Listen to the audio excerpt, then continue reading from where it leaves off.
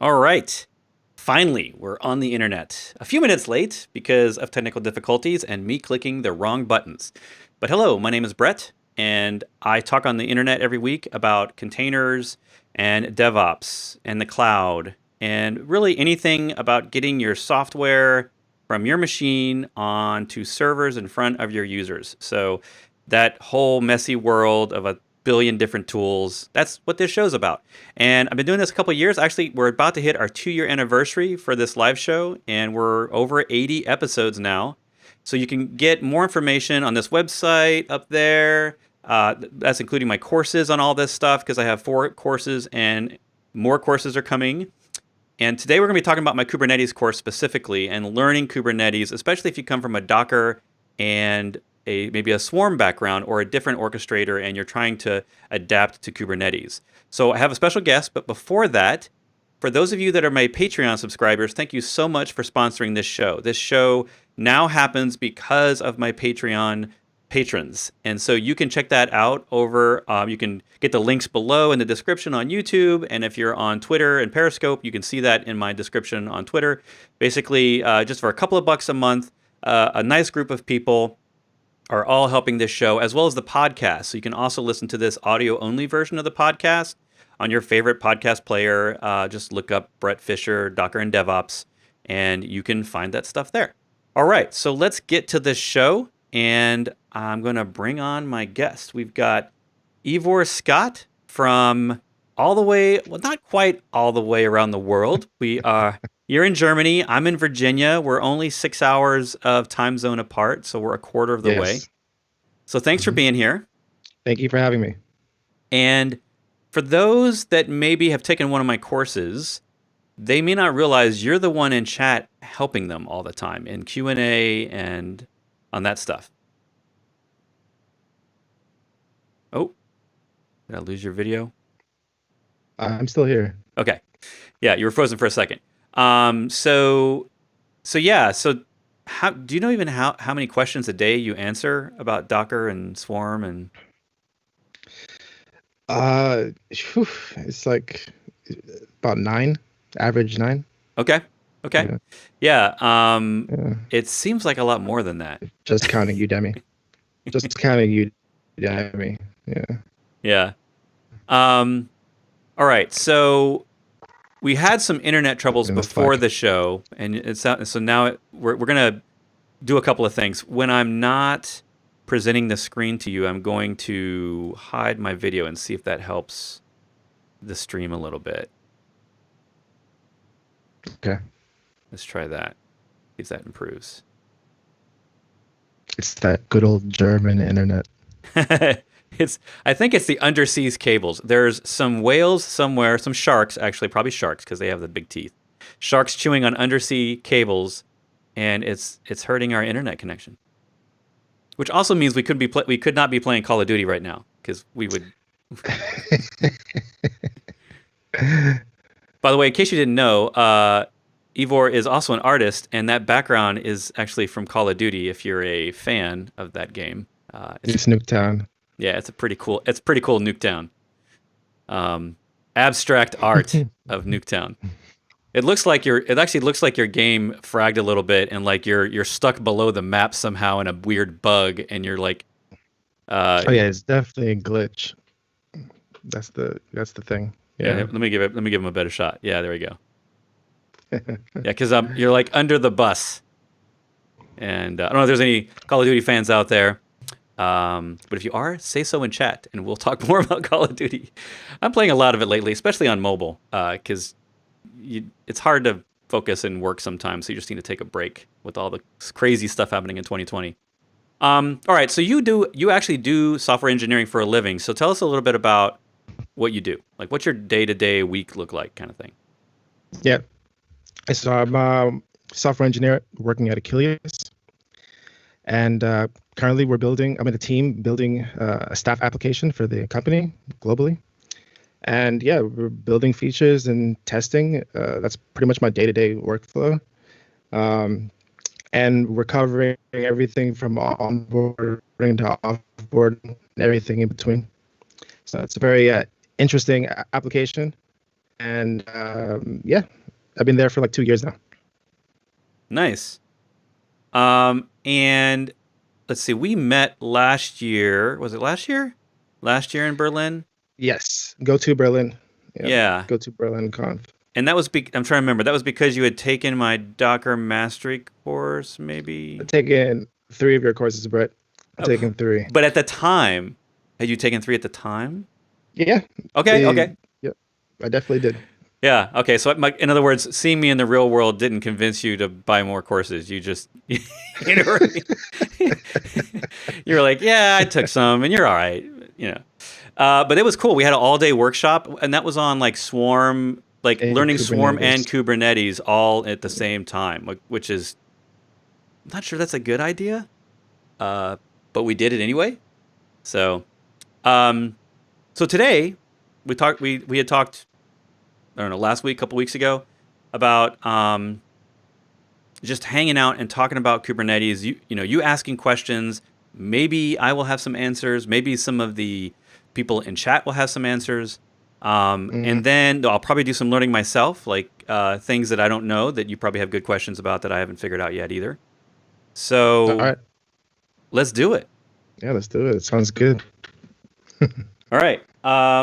So first up, for those of you in chat, if you have any questions, we're taking your questions all hour long. So if you have questions about, we're trying to stay a little bit focused on Kubernetes. So if you're coming from Docker and then learning Kubernetes, or if you're learning Kubernetes now, or if you've been using Kubernetes and you still have questions, or if you're coming from Swarm and you want to see, because we always get that question, right? Should I use Swarm or Kubernetes? When do I move from Swarm to Kubernetes? Do I, if I don't need Kubernetes, do I use Swarm? Like those are all questions that are allowed in this hour. um, so like last week we talked about just Docker and Swarm in general, and I thought this week would be good for us to switch gears and talk more about the Kubernetes side of things. So, and because we're streaming also to YouTube and Periscope on Twitter, there is going to be a little bit of a lag. So let's just say a good 20 seconds of lag between you typing in a question and us being able to even see it and answer it on video. So fire away, and Ivor and I will just sit here and hang out and talk about Kubernetes ourselves. So what do you got? What'd you wake up Cool. thinking about this morning? Uh, so yesterday I was actually working on one of the assignments in the course. So in the Kubernetes mastery course, you have some new assignments, and on assignment 3, the task, setting up a front end, a back end, and a database, creating deployments, exposing a service, and putting it all together again. So I went to start working on the assignment, and I had a bug. And I think it was really interesting what I found out through my struggle in debugging. So what's really interesting is when you have the image referenced, when you say create deployment name and then the image being referenced, if you make a typo in the image, it still says create deployment. So I thought that was very interesting. It didn't give me like any warning. So I had to pretty much use further, other additional commands to figure out what the issue was. So some of the commands that I used was, kube control get pods, right? And then I would see, okay, well, why does it say 0? So it's not running, And then I would continue, and then I basically would see in the status column, right? It's like a table of columns. It said image pull back off, and I thought that was really interesting. So I just like Googled it, which gave me another command I could use to debug further, where you basically use the describe command, right? So you say kube control describe pod, and then you give it the pod ID, and then you get a whole bunch of information describing the pod. And at the very bottom, you see the events. And in the events section, you see pretty much all of the events that took place during that one process. So I thought that was very interesting. And it was very clear at that moment, okay, I made a typo in the image name. Right. It's funny, the typo in the image name is actually more common, especially when you're learning and you're just kind of manually creating your manifest YAML. That's actually a pretty common problem, um, and it's a great. I think it's almost to me, it's almost worth making people do that on purpose, and then um, it would be interesting.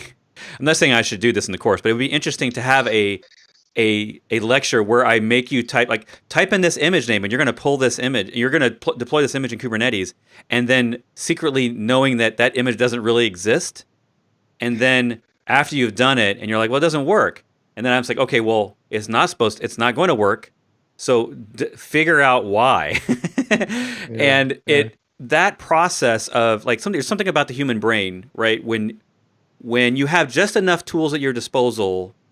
Like you know about the help at the command line, you know about the docs. Obviously, we have Google, so you can always Google an error.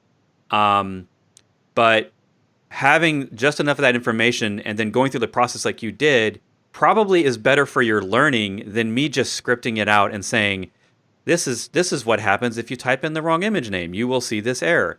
Because the process of discovering errors and problems in Kubernetes is not always, there's a lot of layers, right? It's like an onion. There's a lot of layers to it. Definitely. And that, the command line, we all jump to that kube control logs just like we do Docker logs, and that is only useful once the application is deployed and running and has problems in the app. It has nothing to do with Kubernetes problems itself or Docker problems themselves, right? There's never anything that's going to show up there unless it's just something that's going on in the app. And that's a big learning lesson, I think, that I probably could do better at explaining, that these log commands are only helpful for app problems. They're not for troubleshooting the platform, that you're running in. So all right, so you typed in the wrong image name, and then you I'm assuming, did you try a logs command and it didn't show anything, right? Because it was empty. Did you try that? The first thing I did was like, okay, let me just go back to Docker commands because I know that very well. So I just did a Docker container ls, and then I would see, okay, it really isn't, there's no container. To myself, like, okay, what are the API resources that I'm actually working with? I just a whole bunch. Yeah, you're breaking up there. We're losing you. Yeah.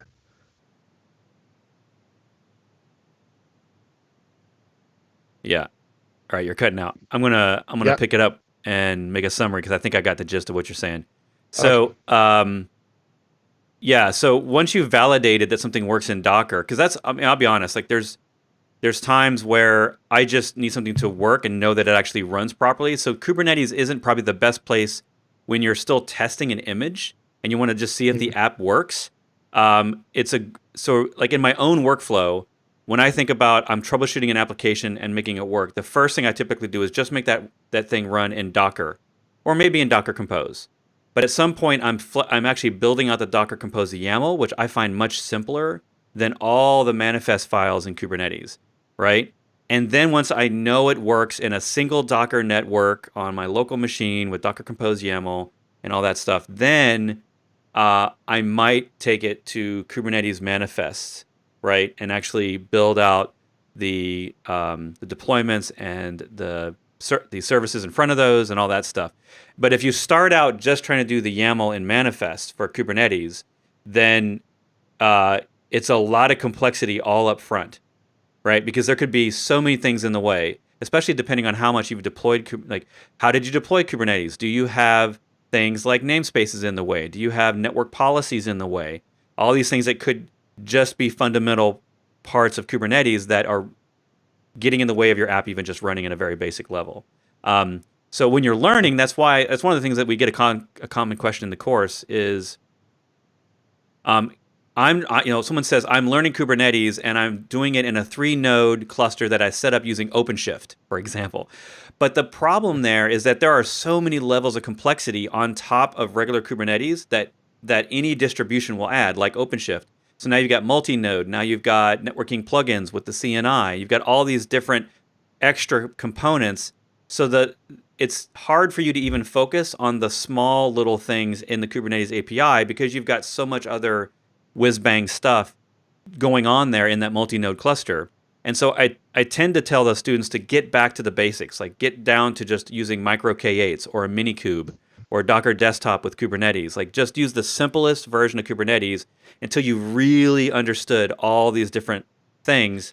And only then do you even start, to me, honestly, learning Rancher or learning OpenShift, you only do that after you fully have learned all the functionality of Kubernetes on a single machine, on your local machine, usually.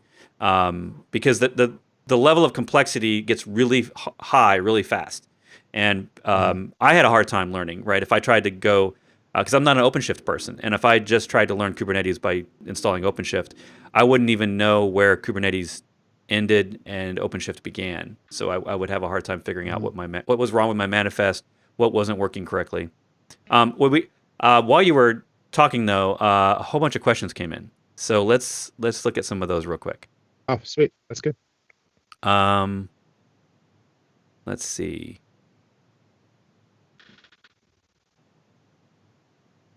Kubernetes is what you need for high availability. Can't you have HA with Swarm? Yes, absolutely. Both Swarm and Kubernetes are fully functioning clustering solutions. So yes, James, that answer is yes. And you can have different levels of high availability, right? High availability on your nodes, high availability in your app.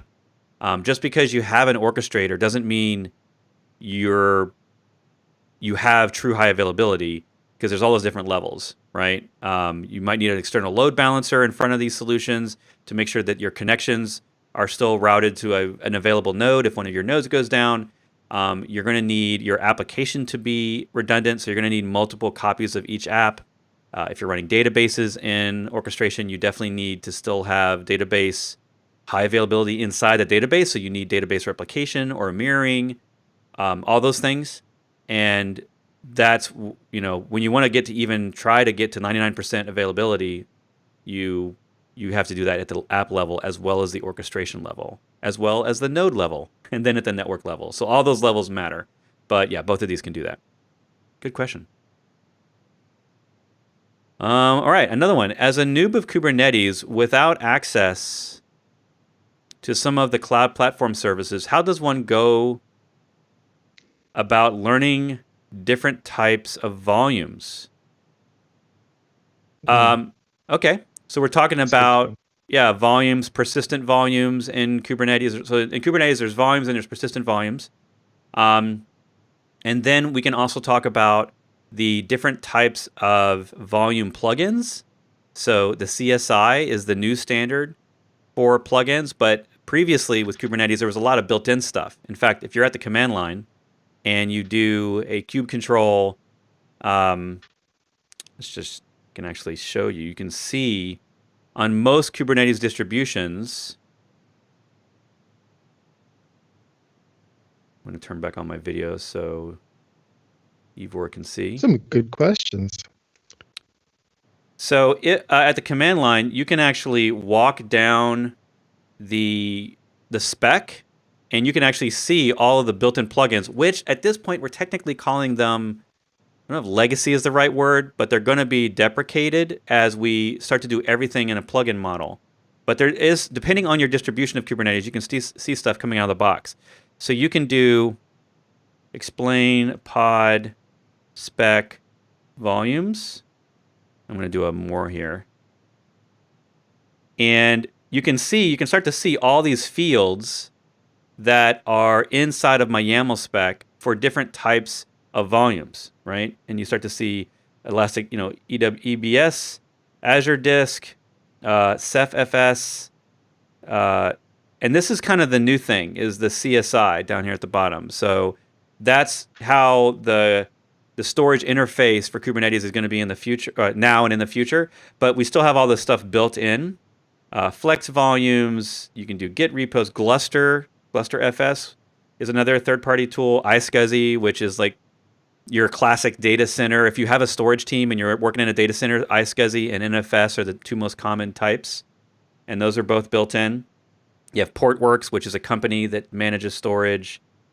Scale.io, Storage OS, like you just have a ton of stuff there. So what started happening was there was just too many external providers of storage, and so there needed to be. Eventually, the community came up with the CSI standard, and now I think they're kind of putting a freeze on bundling all this inside the Kubernetes API and the kubelet stuff, and they're going to basically say, hey, if you want a plugin, you need a third-party plugin.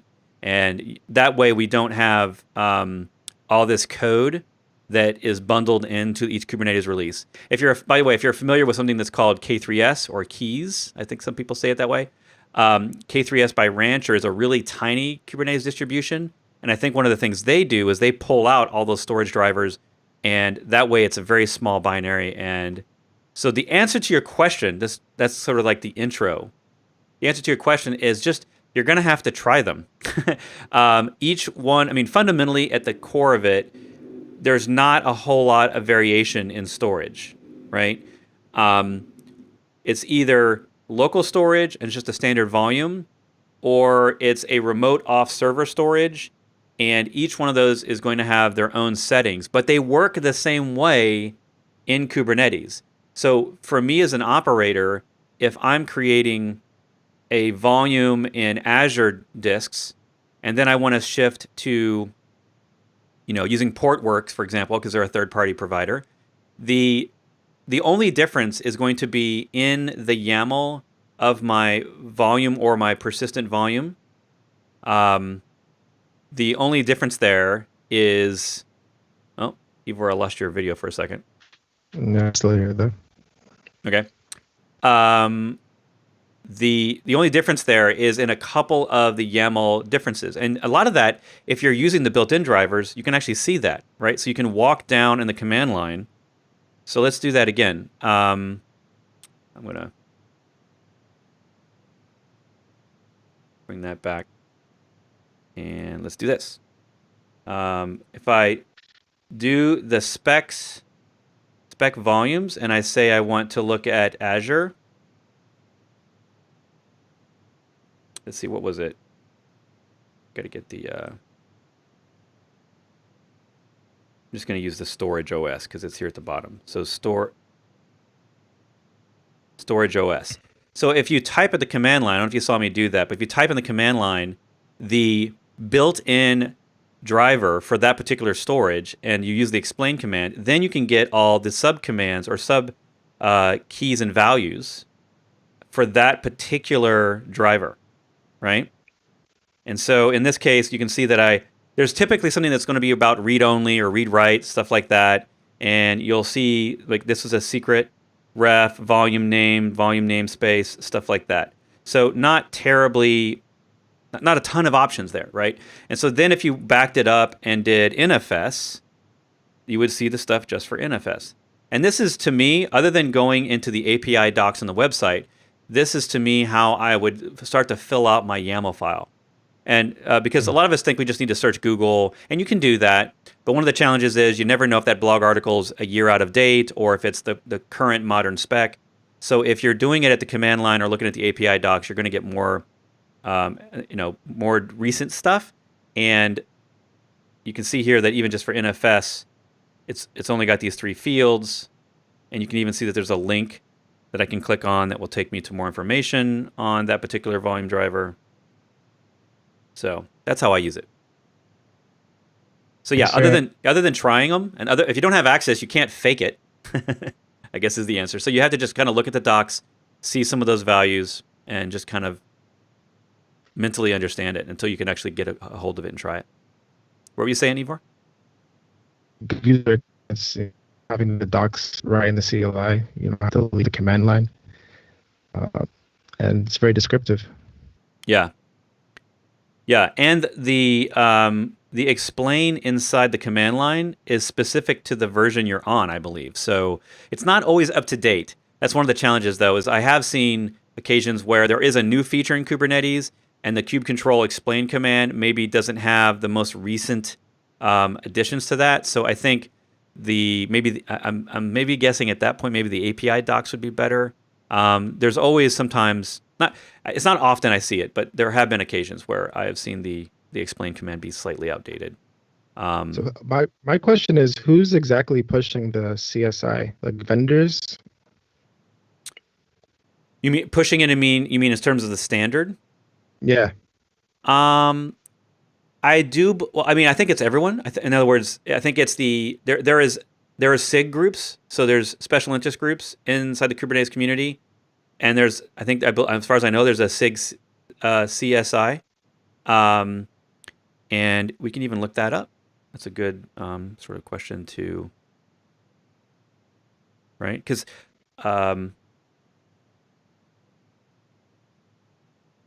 actually, this is I'm not sure if it's Kubernetes specific, but it might. Yeah. See, so Kubernetes SIG storage working group CSI. That's mentioned here on a blog post from last year.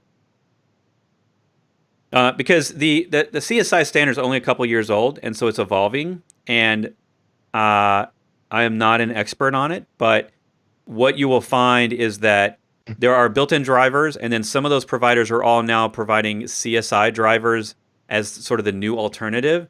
And there's not always feature parity between the new CSI version and the built-in version. So it's an evolving thing, and it's very specific to each one of your storage needs. So basically, the thought process is, I need storage. What storage am I going to use? That's the question you answer first. You don't go looking at storage drivers. You go saying, what are my storage needs? If I'm on AWS and I want to use EBS or EFS, because I know that that's the storage backend that I have to use for this product, then you go looking for built-in drivers, CSI drivers, and you go evaluating the feature set, and then you start testing that, right? Now, if you're in a use case where you're in a data center and you say, I need replication of storage across hosts, then you maybe need to go search storage vendors and look at their features of their products, and then look and see if they have a Kubernetes CSI driver, which all of the container companies now pretty much do. Like if you're in the storage space, Kubernetes is your main game, and you're definitely putting something in for that. So I would say that if you looked at the storage, I'm just going to guess because I don't actually know the people on the working group, but I'm going to guess it's a combination of users and vendors and people running some of the Kubernetes projects all together trying to agree on that standard. That's a really long answer to your question.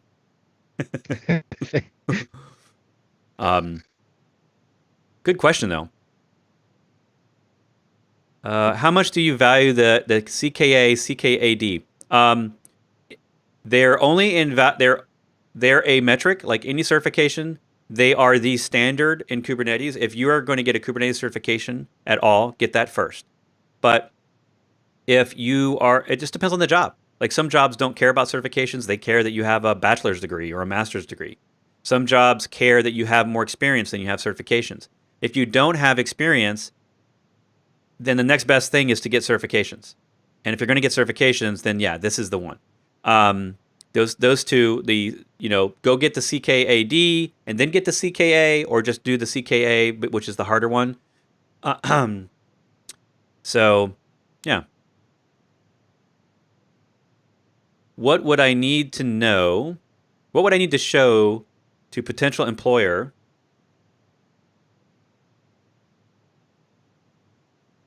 to show that I know Docker and K8s, coming from a dev where I need to have a portfolio? Okay, that's a good one. The first thing that I do, because I'm an employer, and I have hired many people before in engineering teams. The first thing I do is we will have a conversation, but before we even meet, I will Google you, and I will look at your GitHub. So I will want to know, what are you working on? Especially if you're a developer. If you're pure ops, I will still look at your GitHub and your blog or whatever you have to see what you're interested in. Like, what is your passion about? What are you working on? What are you playing with? And if you're not doing that in public, then there's no way for me to actually do any of that research. So my first tip is, go do what I do on GitHub, right? Go put stuff that you're working on GitHub, like github.com/Bret Fisher. I have all these repos of just little projects. Like I made a Jekyll server and I made a container out of it. I just used Jekyll, built a container, made a repo of that. I went and took a Java app and I made it a modern Docker app. I made YAML for compose. I put it in a new Docker file, and so this isn't me programming. This is me simply taking apps that I found and turning them into Docker, Compose, and Kubernetes things, right? And then I leave them up there, public. So, and they might suck, and that's okay. They might not be the best tool. It doesn't just because I have them here doesn't mean that it's the best thing for everyone. Let's see, what else do I do? I made a script to do backups of volumes in Docker, so I had to know a little bit of Bash. But someone asked me and said, "Hey, how could I move a volume back and forth between two Docker servers?" And I said, "Well, you could probably just put it into a tar file."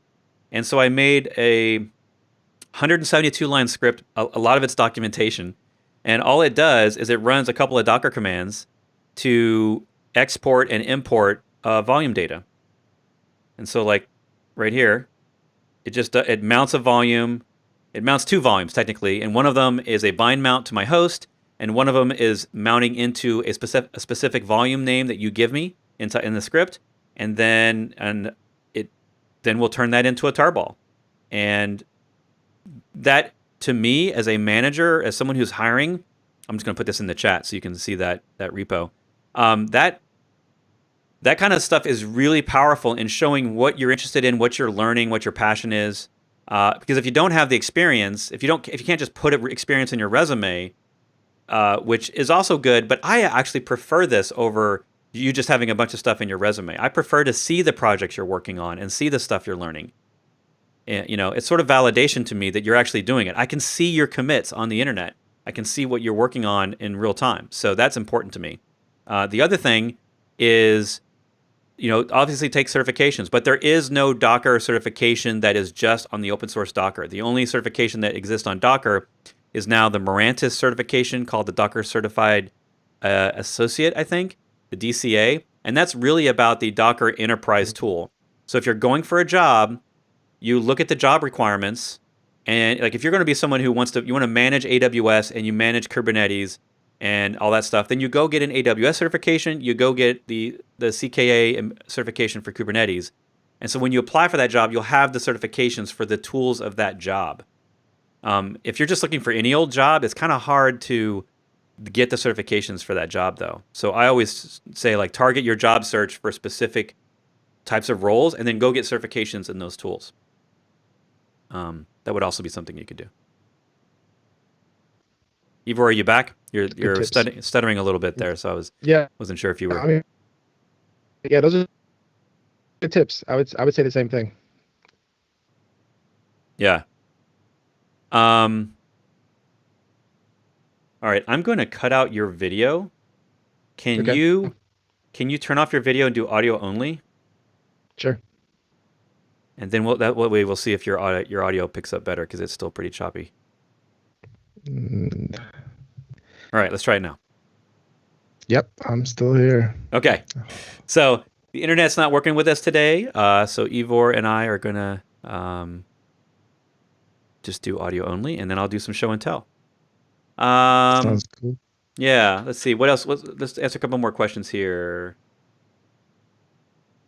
What is your preferred cloud agnostic Kubernetes cluster management platform? That's a great question, Jacob. Platform 9, Rancher, Giant Swarm, Tanzu, Mission Control, to name a few. Okay, so the only one of those in that list that I've used is Rancher. And most people I know use Rancher. All the Docker captains that I know, if they're not using a cloud-provided solution, and they get to pick their own, they're using Rancher. That doesn't mean the other ones aren't good, but Rancher is got a lot of users. And in my world, at least, the people that I work with and know, that's a pretty common solution. So I thumbs up to Rancher. It's a good tool. I like it. It works well. I've used it for years. Let's see.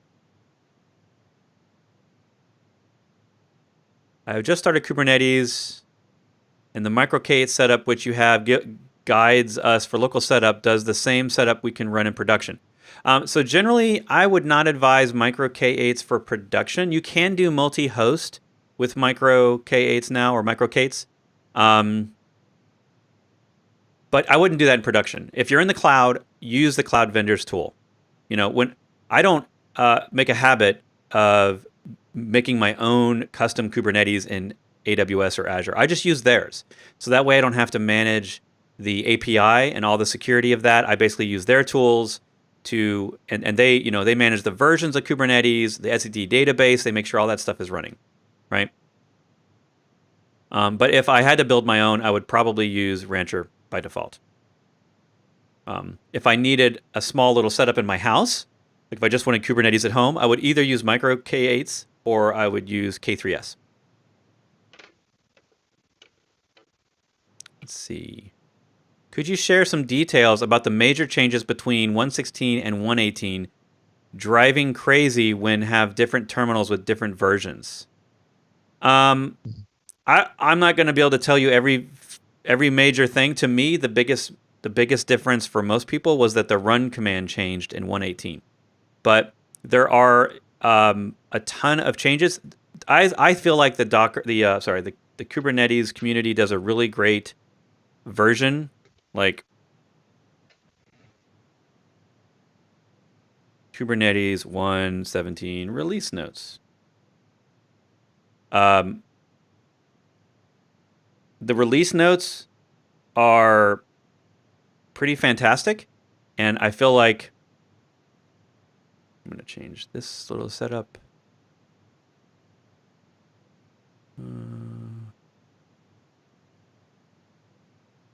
There we go.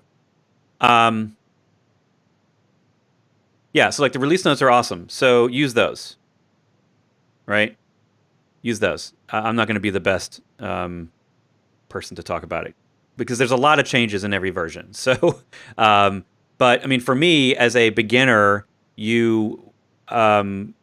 you're, as you get into production, you're going to be really focused on exactly the features and the bugs and all the things of the specific version. You're going to stick with that version for a while, right? You're not going to be updating to like 117 the minute it comes out, stuff like that. If you look at the cloud vendors, for example, none of them, 118's been out for months, and I don't know any of them that are running 118 yet.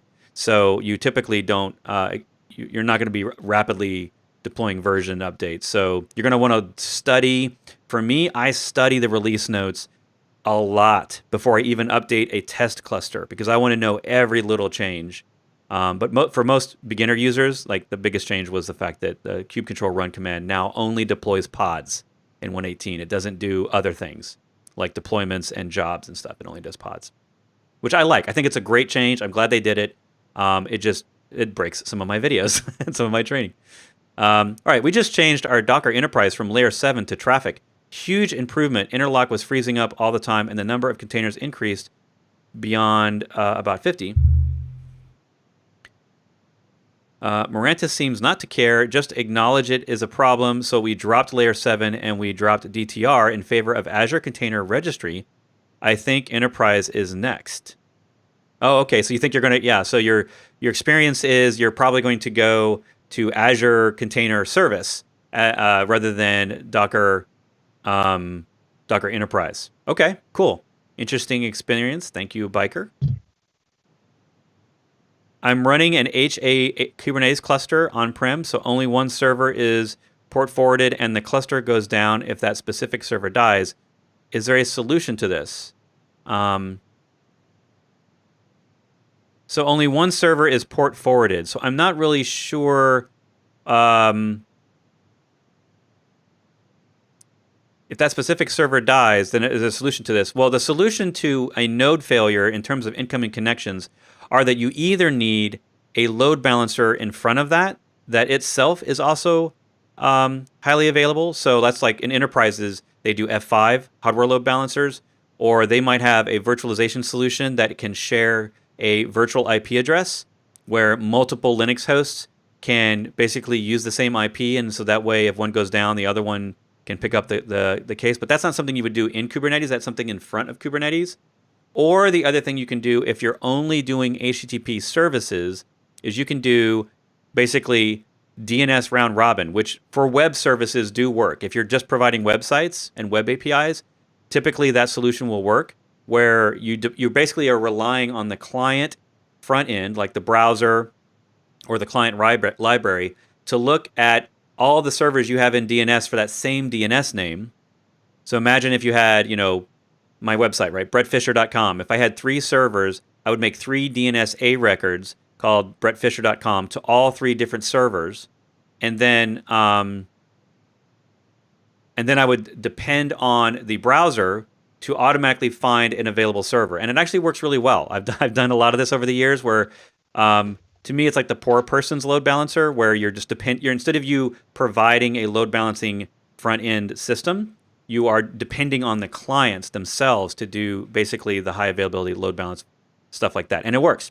Even if you take down a server, someone refreshes the page, your browser in the background actually tries to connect. It can't connect, so then it goes to it goes to the next IP in the list.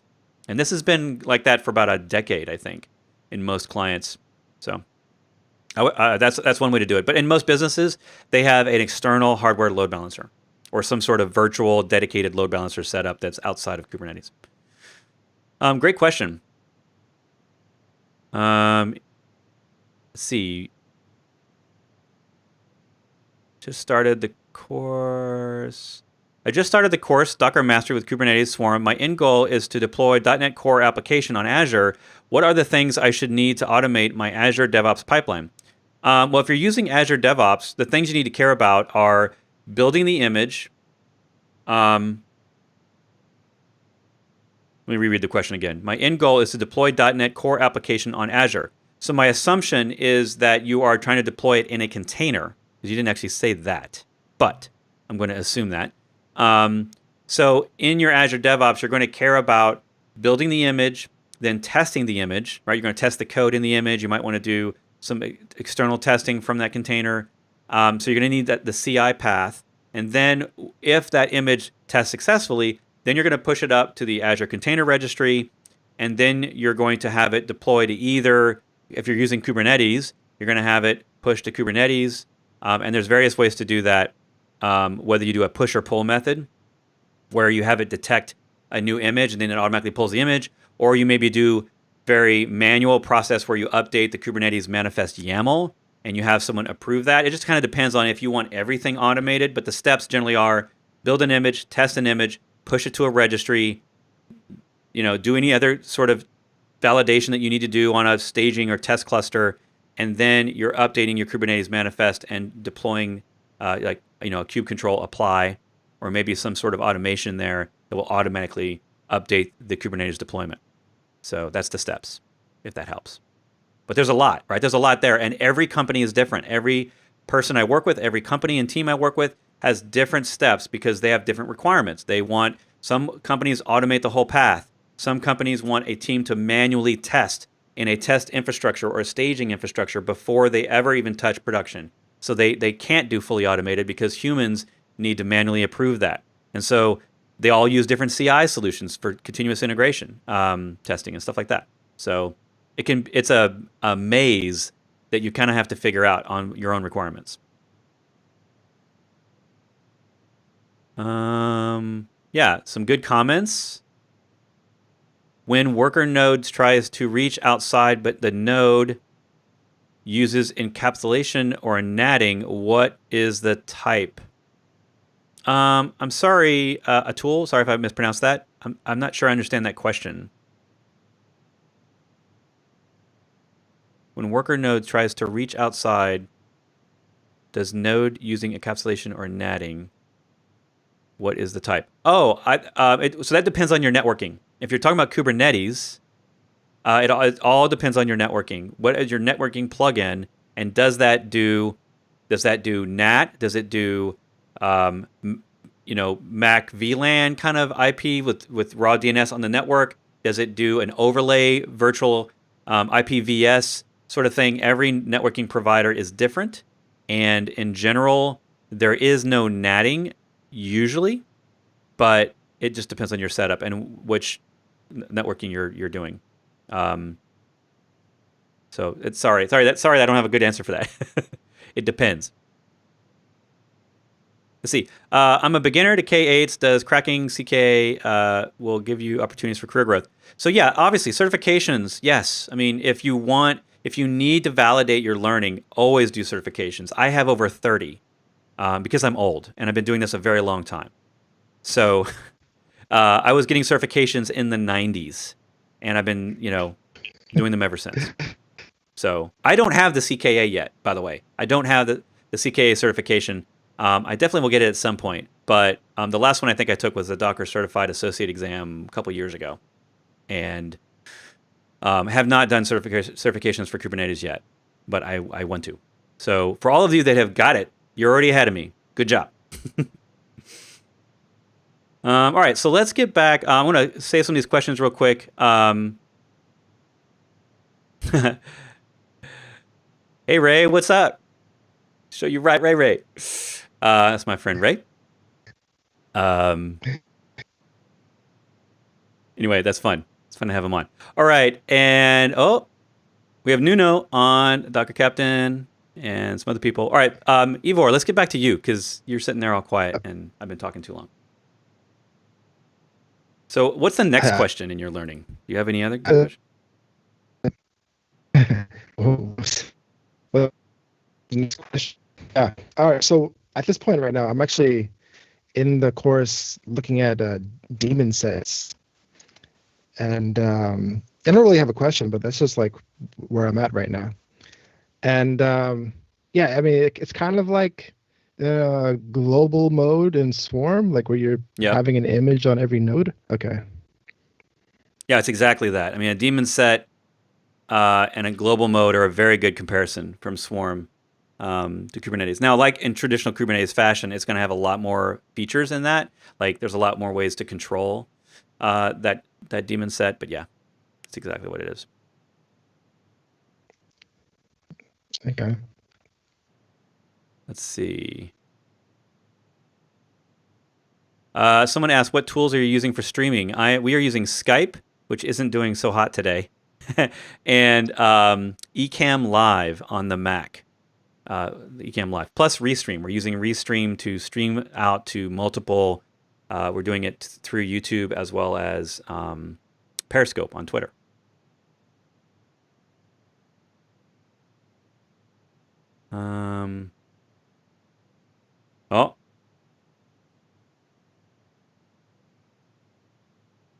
Any suggestions for running Magento in a container in GCP?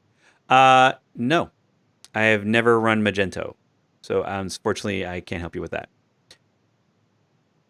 How do you license the software installed on containers in K8s? So that's completely, I'm not really sure exactly what that question is about, but it totally depends on the software. And I've never had to deal with licensing of software in a container. Well, that's not true. I have once. And the way we did it was when the container started up, you had to enter the license key. So we would always have an environment variable that you had to set the license key in the environment variable during the Docker run command. And then it would automatically start up the application in the container.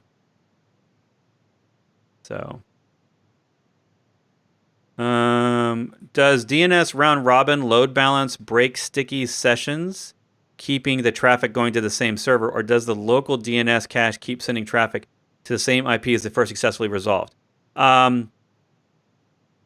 So a good question, Biker. There's a couple of things there. So it largely depends on the client, but it is essentially, it's going to keep the connection to your server until the, whether you're using long polling or WebSockets, however long that connection is established on TCP, it's not going to change servers in that regard.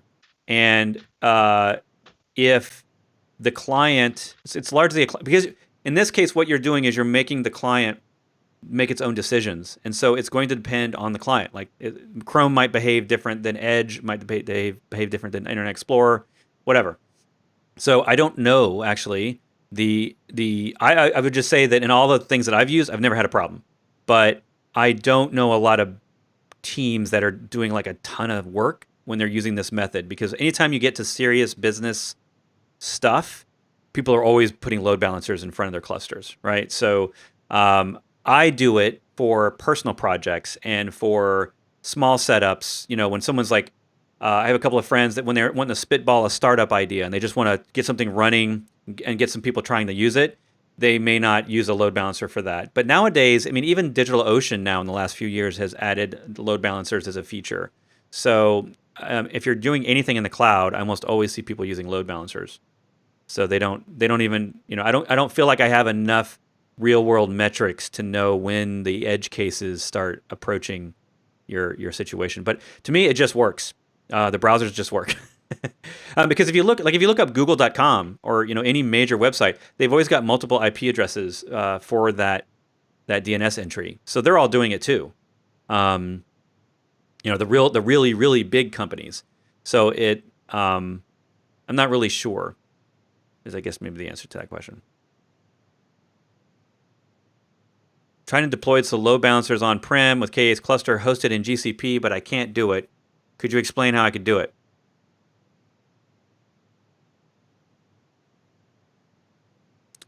I'm confused about. So Jose, I'm confused about the GCP but cluster with on-prem. I don't quite understand. First off, I don't ever recommend, and I have never tried to span a Kubernetes cluster across regions. That's generally not advised. You definitely would have high latency and problems there, and as well as fault tolerance.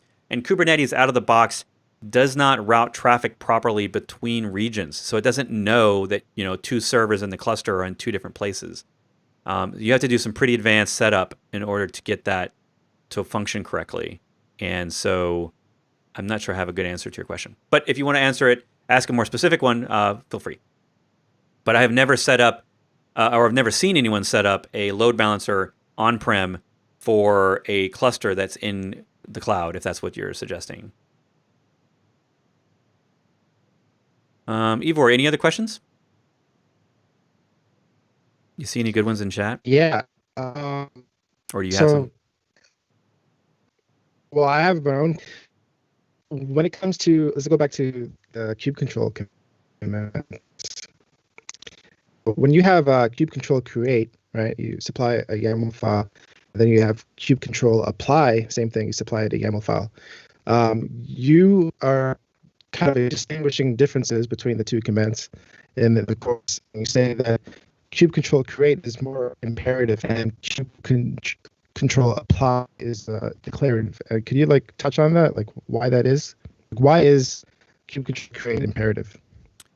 Okay, so I'm going to repeat your question because you're a little choppy there. So the question is, what is the real difference between the kube control create and the kube control apply commands? So that's a great question. And why would I say that one is more imperative than the other? So what we're talking about is kube control create. I'm going to turn on video real quick so you can see that. So when I do a kube control create command,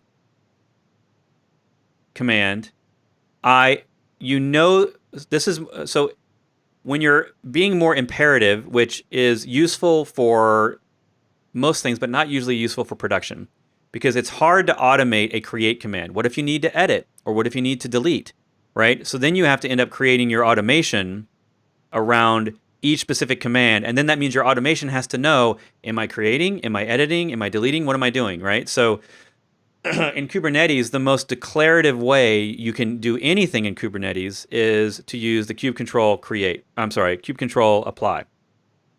So the kube control apply only takes the YAML, and it will decide based on referencing what is in production now, what is running in it, versus what you are giving it. So it does a diff of what's actually happening versus what you're asking it to do, and then it will only change the things that need to be changed, right? So it's doing a diff in the background. It's doing like a diff on the server, and that is the most declarative way. So when we use the analogy around coffee, an imperative way to ask someone for coffee is to, like when you go to Starbucks and you say, I would like a cup of coffee. You're normally doing that in a declarative statement. You're basically saying, I don't care how you make it. I don't care what temperature it is or what beans you use or how the beans were roasted or the exact number of milliliters in the cup. I just want a cup of coffee. So you're not asking how it was made or, if it's already made. In other words, the barista has to go through a whole list of things in their head. And that's the declarative part. So that's usually what we want in servers, is that the most automated and the least fragile way in a production cluster is to always use the most declarative approach, which is why we're all doing in DevOps, we're all moving to this YAML approach, because the YAML allows us to do things like a Docker stack deploy or a kube control apply.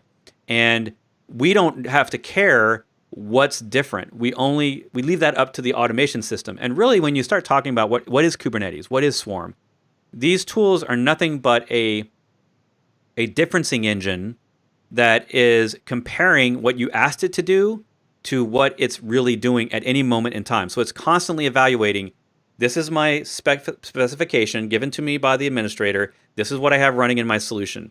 And it's just constantly comparing the two. And if it finds a difference, it will resolve that. So it's trying to bring, all the differences between its instructions and running stuff together and make it to the point where there's no differences. And so when you use a create command, it's more imperative because you already know you can only create with that command. You can't delete, you can't edit, you can't update, you can't patch, you can't do anything. You can only create. And so that's where you are getting more involved as the administrator in how you're doing the work.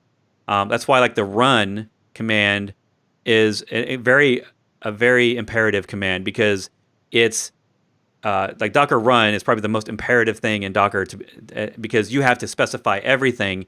And if you type Docker run nginx and you do it again and again, it will keep creating new containers because it doesn't even know how to update or change a container, right? So it's not even, there's no real declarative inside of a Docker run. That's what Swarm is for in the YAML. So I don't know if that answers the question actually, but that's great. Yeah. All right, some more questions we had. I think I might have missed some.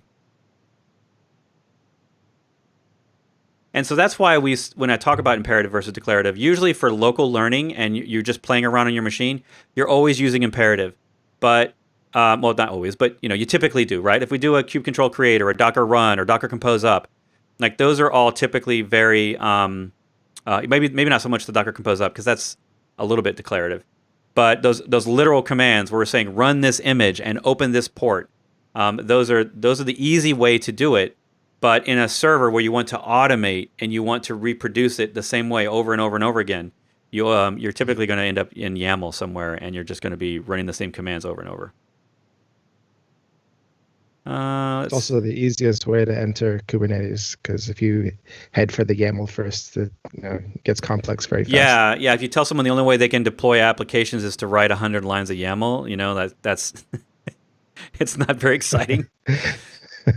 Let's see. Can you share some cool hidden aspect of K8s which isn't part of the mastery course?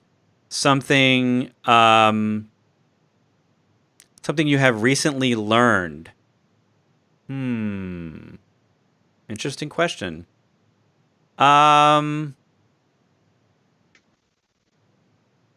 Maybe, well, one thing would be that I really don't like running my own Kubernetes, and I much prefer the cloud run it for me. In fact, I might say that my favorite Kubernetes is EKS Fargate on AWS, because I don't have to ever do anything Kubernetes. Like it's basically you give it your manifest, and it just, you don't have to care how many nodes you have. You don't have to care, is my etcd database backed up and redundant? It just runs them, and then you get your company gets charged a little bit more money, just a tiny bit more. And it takes so much of the work out of having to care about, oh no, is my CPU, limited on this server? Do I need to add another node? Let me go look at my monitoring solution. Do I need to auto scale? It takes all that burden out of the way. I mean, at the end of the day, like we're just trying to get the business work done, right? And sometimes managing your own infrastructure is not the right way to do it, and you just want someone else to manage it. So I know that's a horrible answer, but also maybe something that's not in the mastery course that maybe I would, if you have some time and go play with it, is go check out K3S and the Ketchup tool. Like these aren't in the course yet, but if you want to have a fun little project, so go look up K3S.io and download keys. Some people call it keys. I still call it K3S because one day I just learned it that way, and I always call it that. There's no official. I haven't seen an official. The last time I saw that they actually in the release notes said you can do it. You can call it whatever you want. Didn't the creator of that compare it to Swarm? Yes. Yeah. Yeah, he was trying to make. Yes, he's trying. Darren is trying to make Kubernetes easier like Swarm, right? And so that's how it started out. And then if you want, you have your own Linux machines, go check out Kubernetes Ketchup from Alex Ellis. So I will put these in chat. So go check that out. And it's a really lightweight way to run Kubernetes. And then what Ketchup does is it allows you to basically from your machine install K3S on any machine. And then the last thing I'll say, and these all really these aren't like Kubernetes features or anything. I will say that multipass is now my favorite way to spin up a local Linux VM. So if you think about like Docker Desktop runs on Mac and Windows, when you use Minikube, it spins up its own VM and then installs a customized version of Kubernetes. If you want to use micro K8s, that requires you to have your own Linux installed somewhere, right? And so then what do you do? How do you install that? Well, if you don't want to run a cloud VM and you just want to run Linux locally as a VM, but you don't want to run Minikube because you want a full Ubuntu VM, this is the best way to do it, I think. Multipass is it's about a gig file. It downloads that gig file and then spins up a full Ubuntu server for you in seconds. It's super fast, and then I can install K3S or micro K8s on top of that. And so for me, if you actually looked at my local machine, I think this is set up. Is it list? Yeah. So you'll see I have all these machines running in. I have every version except 18. Oh no, 18 is my primary. So I have Kubernetes.118, 114, 115, 116, 117, and each one of those is a gig file. Right? So it's running a 1 gig image that it automatically pre-configures and runs it. And then all you have to do is like multipass start, and then multipass shell and the name of each one, and then you can get into that shell. So multipass is one of my new favorite tools. And I should probably have someone on the show about it because there's a lot of cool things in there, but it has a lot of cool commands. That makes it really easy to run local VMs. And you don't have to run Ubuntu. You can technically run there's a specific type of install. And so I'm not sure how to do it, but they do have a way for you to run other distros, right? So a question about pod certificates. So I'm unfortunately not going to be the best person to ask that. So I'm assuming you're talking about SSL pod certificates, and those I don't deal with. And nowadays, most of what we try to do is with Let's Encrypt. So we'll use something like Traffic to automate that, or Certificate Manager. So if you're going to use certificates in Kubernetes,